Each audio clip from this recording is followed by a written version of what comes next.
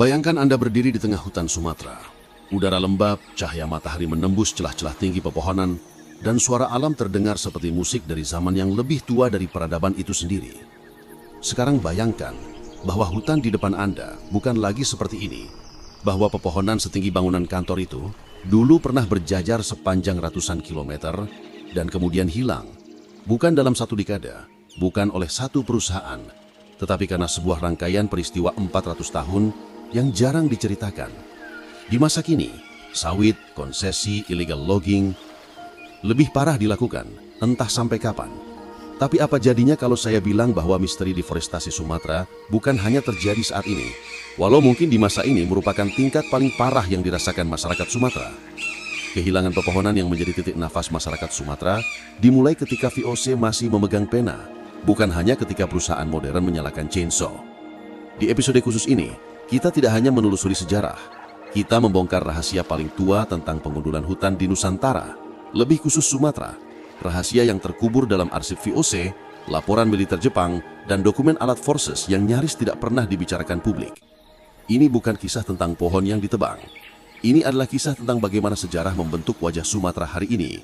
Dan percayalah, semakin kita menggali, semakin jelas terlihat bahwa deforestasi bukanlah gejala modern, melainkan warisan yang panjang, sangat panjang.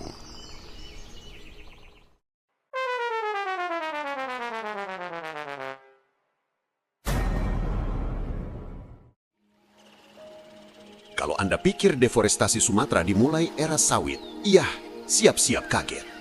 Ceritanya dimulai bahkan sebelum Indonesia bernama Indonesia. Ya, ternyata Sumatera telah mengalami luka yang begitu panjang. Bayangkan Sumatera pada awal 1600-an. Hutan lebatnya dianggap tidak berujung, penuh meranti, damar, dan keruing berkualitas sangat tinggi. Di saat itulah VOC, kongsi dagang paling ambisius di muka bumi, masuk bukan hanya mencari rempah-rempah, tapi juga kayu kelas premium untuk armada kapal mereka. Menurut arsip VOC di Den Haag, Sumatera menjadi salah satu gudang kayu kapal terbesar untuk Belanda, terutama di pesisir barat dan Jambi. Kayu-kayu itu dipakai untuk membangun kapal perang yang kemudian berlayar melintasi Samudra Hindia, bahkan berperang melawan Inggris. Ironisnya, hal ini jarang muncul di buku pelajaran karena narasi kolonial biasanya fokus pada lada dan pala, padahal VOC punya agenda kayu yang tidak kalah masif. Dan disinilah benih deforestasi Sumatera mulai terjadi.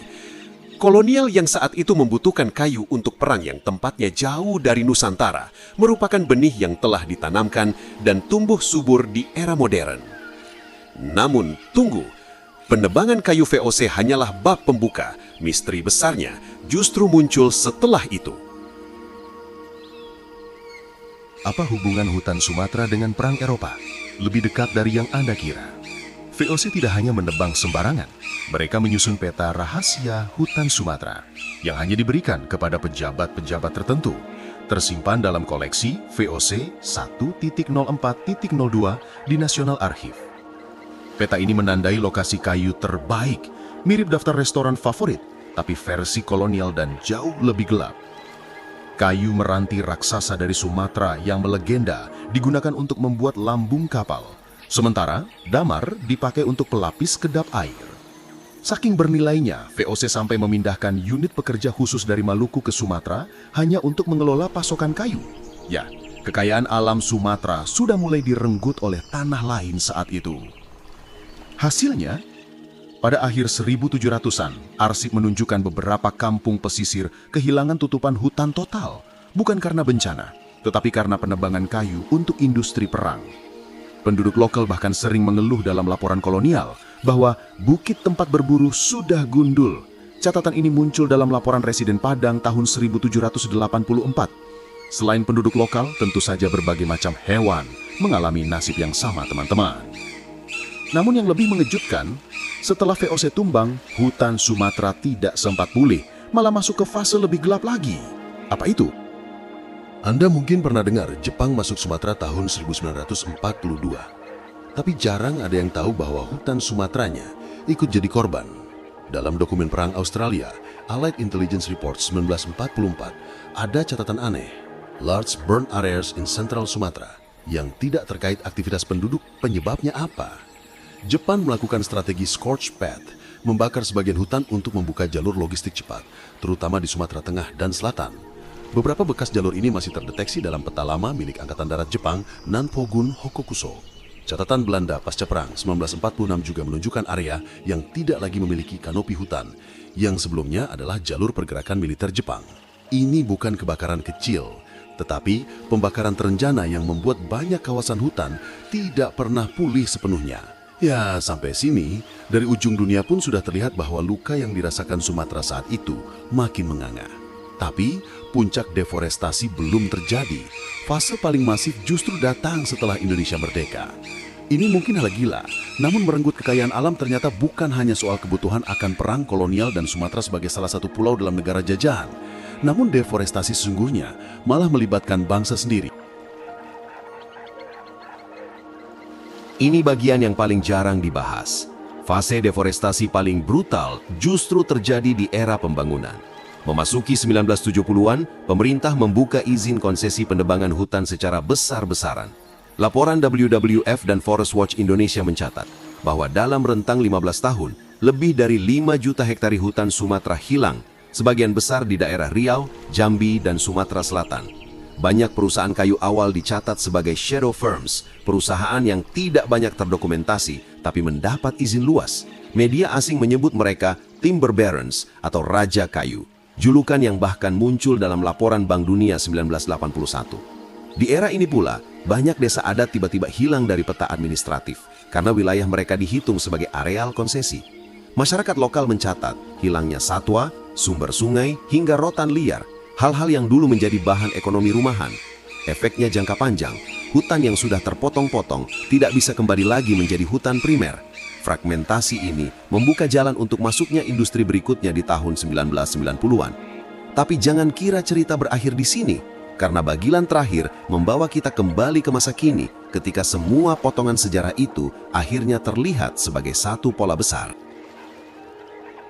Inilah saatnya menggabungkan seluruh puzzle dan hasilnya jauh lebih mengejutkan dari dugaan siapapun. Ketika kita melihat garis waktu 1600 sampai 1985, satu hal menjadi sangat jelas. Deforestasi Sumatera bukan fenomena modern, melainkan proses panjang yang dimulai sejak kolonial, diperparah perang, dan dipercepat pembangunan. Pembangunan yang harusnya melibatkan keseimbangan terencana pada penanaman kembali, faktanya penanaman kembali merupakan dua kata yang rasanya begitu jauh untuk dilihat atau dirasakan oleh pulau bernama Sumatera ini. Mudah untuk diucapkan, susah untuk dilakukan. VOC memulai penebangan kayu sistematis untuk kapal perang. Jepang secara tidak langsung membuka jalur rusak permanen melalui taktik bakar hutan. Era 1970-an hingga 1985 menuntaskan perusakan besar-besaran lewat izin konsesi. Jika hari ini kita melihat Sumatera kehilangan 70% hutan primernya, data FWI 2020, konteks sejarah panjang ini menunjukkan satu hal. Kerusakan itu tidak terjadi tiba-tiba, tetapi adalah warisan 400 tahun. Lalu muncul pertanyaan besar. Kalau deforestasi dimulai sejak 1600, apa yang akan tersisa pada 2100? Dan lebih penting lagi, bisakah kita memperbaikinya? Atau sejarah sudah terlanjur menentukan masa depan? Jawabannya tentu ada pada kita semua, karena setelah 400 tahun, akhirnya kita tahu siapa saja sebenarnya yang memulai penggundulan hutan Sumatera. Pertanyaannya tinggal satu, siapa yang akan menghentikannya? Warisan 400 tahun dan pertanyaan yang belum kita jawab. Pada akhirnya, setelah menelusuri 4 abad perjalanan hutan Sumatera, dari masa VOC pada abad ke-17, era kolonial yang rakus lahan, pendudukan Jepang yang singkat namun destruktif, hingga era modern yang serba cepat, kita sampai pada satu kesimpulan. Deforestasi di Sumatera bukanlah musibah yang tiba-tiba muncul. Ia adalah produk sejarah panjang yang diwariskan dari generasi ke generasi. Sejak VOC datang pada tahun 1600-an, hutan ditebang demi perdagangan rempah. Di abad 19, perkebunan komersial memperluas pembukaan lahan. Pada 1942, tentara Jepang membuka jalur hutan demi strategi perang. Dan pasca kemerdekaan hingga era industri modern yang harusnya menjadi jembatan kuat untuk memperhatikan nasib bangsanya sendiri, justru memperparah deforestasi di Sumatera. Tekanan terhadap hutan tumbuh lebih cepat daripada kemampuan hutan untuk pulih. Jika ditarik ke belakang, kerusakan hutan Sumatera bukanlah sebuah kecelakaan. Ia adalah akumulasi keputusan historis, keputusan yang terus terulang, bahkan mungkin diperbesar. Tapi disinilah bagian yang paling menyengat. Dampaknya sekarang baru benar-benar terasa. Inilah saat ketika sejarah yang tampaknya jauh tiba-tiba mengetuk pintu rumah kita dalam bentuk banjir besar yang setiap tahun semakin parah. Bahkan banjir yang baru saja terjadi dan merenggut entahlah berapa nyawa, berapa fauna, dan berapa lagi yang harus habis untuk membuka mata kita akan kesakitan yang dirasakan Sumatera. Bukan hanya puluhan, namun beratus-ratus tahun pulau ini merasakan luka. Banjir Sumatera, jejak panjang 400 tahun. Banjir di Sumatera hari ini bukan hanya soal cuaca ekstrim atau curah hujan tinggi. Menurut laporan KLHK, Badan Geologi, dan berbagai jurnal hidrologi, sebagian besar banjir yang melanda wilayah Sumatera dari Aceh, Riau, Jambi, hingga Sumatera Selatan punya hubungan langsung dengan hilangnya hutan dataran rendah, pembukaan lahan besar-besaran di masa modern, dan berubahnya kawasan hulu sungai menjadi area industri dan permukiman. Jika kita membandingkan peta tutupan hutan tahun 1900, 1950, dan 2000, satu pola muncul dengan jelas. Semakin sedikit hutan di hulu, semakin besar debit air yang turun ke hilir. Dulu, akar pohon adalah jaring raksasa yang menahan air. Sekarang, sebagian jaring itu hilang. Tidak mengherankan jika setiap musim hujan kota-kota dan desa di Sumatera seperti mendapat kiriman air mendadak yang tidak sanggup lagi dibendung. Dan ironisnya, banyak daerah yang dulu dilindungi hutan kolonial yang secara tidak sengaja menjadi area resapan air hilang setelah era modern mengambil alih dengan kecepatan tinggi. Dengan kata lain, banjir hari ini adalah bayangan masa lalu yang menagih konsekuensi. Pertanyaannya sekarang, mau dijadikan apa pelajaran ini? Setelah melihat seluruh perjalanan ini, satu hal menjadi jelas bahwa sejarah bukan hanya tentang apa yang terjadi ratusan tahun lalu. Sejarah adalah benang panjang yang terhubung langsung dengan hidup kita hari ini. Jika deforestasi VOC membentuk pola pembukaan lahan, jika kolonialisme memperluasnya, jika Jepang mempercepatnya, jika industrialisasi modern memperparahnya, maka banjir hari ini bukan lagi musibah, ia adalah hasil suatu pola yang tidak pernah kita hentikan. Inilah kritik terbesar dari seluruh perjalanan ini. Selama 4 abad, kita terus mengulang pola yang sama, hanya diganti dengan nama dan kepentingan yang berbeda. Lalu kita bertanya-tanya, kenapa banjir semakin parah? Kenapa sungai tidak sanggup menampung air? Kenapa tanah cepat longsor? Jawabannya sudah ada di peta sejarah sejak 1600-an. Tapi, kita masih punya pilihan. Sejarah mengajarkan 2 hal, bahwa kerusakan membutuhkan waktu lama untuk dibangun, tapi perubahan besar bisa dimulai dari keputusan-keputusan kecil. Hutan yang hilang memang tidak bisa kembali dalam semalam. Banjir tidak bisa hilang hanya dengan doa atau peringatan, tetapi kita bisa memutus rantai 400 tahun deforestasi kalau kita memilih untuk melakukannya. Pertanyaan yang jauh lebih penting adalah, apakah kita ingin menjadi generasi yang menambah 100 tahun kerusakan atau generasi yang menghentikan 400 tahun sejarah kehancuran? Seharusnya kita tahu jawabannya, namun kepentingan personal terkadang enggan memberitahu kita soal kelangsungan hidup banyak orang, bahkan fauna yang menggantungkan nasibnya pada hutan Sumatera. Karena jika 4 abad mampu menciptakan luka sebesar ini, bayangkan apa yang bisa dipulihkan oleh satu generasi yang benar-benar sadar. Hari ini, pilihan kembali pada kita. Sejarah sudah memberikan pelajaran yang mahal, banjir, longsor, rusaknya ekosistem, hilangnya satwa, dan krisis air bersih. Pertanyaannya tinggal satu, apakah kita akan membiarkan sejarah mengulang dirinya, atau akhirnya belajar darinya? Dan itulah akhir dari perjalanan panjang ini.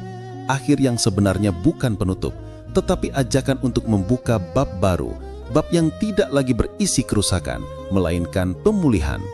Di tengah sunyi hutan Sumatera yang kian menipis dan genangan banjir yang merenggut begitu banyak saudara kita, biarlah duka ini menjadi api yang menggelora di dada. Pengingat bahwa alam tidak pernah benar-benar hilang, ia hanya menunggu kita kembali berjuang untuknya. Terima kasih, sampai jumpa lagi di Roti Party.